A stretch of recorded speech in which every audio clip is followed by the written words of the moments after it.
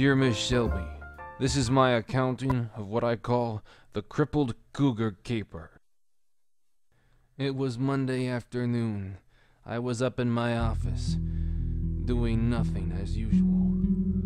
I had been 3 weeks without a case, living on peanut butter, pretzels, cheap wine, and yesterday's dreams. But so was the life of the gumshoe, the private investigator, the private eye, the private dick. But then the phone rang. I was thrilled to get your call, but I must admit, you had me a bit confused concerning this Cougar attack and an intramural basketball team with a difficult name to pronounce. Nevertheless, sweetheart, your check was as good as gold, and Dick Bowell does not turn down gold.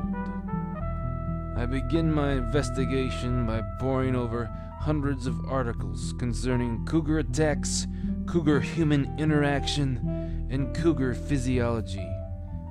I wanted to get in the mind of this criminal cougar. Then, I weathered 6 feet of snow to check out the crime scene, hoping to dig up some leftover evidence.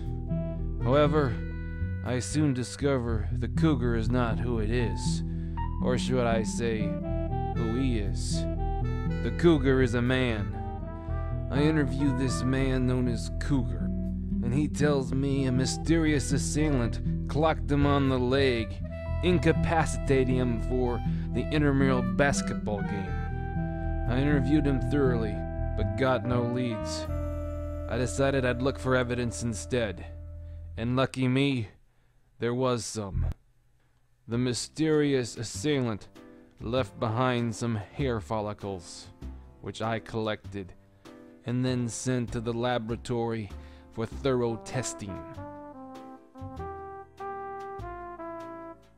The lab ran tests to determine which brand of shampoo the assailant used, and it turns out it was Selsun Blue.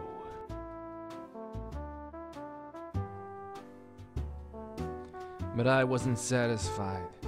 I wanted more evidence, so I hit the streets again. I made out a preliminary suspects list and checked it over in my mind.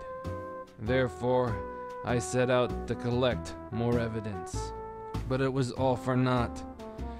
Even my most reliable source came up empty-handed.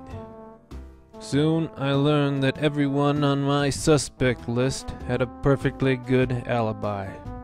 Now I was back to ground zero, with only a few follicles of hair to give me any leads. Just then I remembered a friend of mine, Too Tall. He was a class act in the intramural circuit. I told him of my dilemma, and he pointed me in the direction of a nefarious intramural basketball player who calls himself Wraith.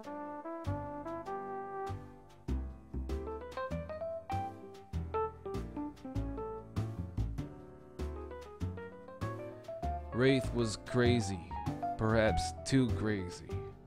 He claimed he had nothing to do with the Cougar attack, and in fact said he was visiting his sick grandmother in Peoria the night of the incident. Everyone had an excellent alibi. Even Wraith's was good. But I was determined not to give up so easily, so I made a few more phone calls and returned to the crime scene to collect more evidence. Then, out of the blue, the biggest lead dropped right into my lap. Huh. So you're missing one barbell. I found that barbell behind the field house, buried in 8 feet of snow. Unfortunately, it produced no prints, but I brought it in for further testing. I passed the time, but soon discovered there was another eyewitness to the crime. Where can I find this fella? Okay. I'll do my best to find him there. Thanks. Stubby Styles is a self-avowed fitness nut who spends hours just riding stationary bike. He was in the cardio room and saw the whole ordeal transpire. I sought him out for further questioning. Stubby spilt the beans, leaving no stone unturned. He gave me the whole dilly. He saw the assailant in the cardio room before the assault. He said the assailant was tall, with short hair, wearing a green tank top before putting on a hooded sweatshirt and then assaulting Cougar with a barbell. Stubby would have pursued the assailant, but he got caught in the stationary bike. I thanked Stubby and was on my way. Shortly afterward, I sensed I was being tailed and snuck through the alleys to avoid being seen. Because of this, I knew I was on the right trail of finding the assailant. I had evidence an inch thick, but still the Cougar crippler eluded me. That night, I thought about the basketball team as I played Scrabble alone. Then something struck me.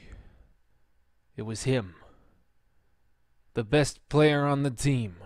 Doesn't make sense, but sometimes things aren't supposed to make sense. So ends my investigation into this matter. Respectfully submitted, yours truly, Dick Bowell.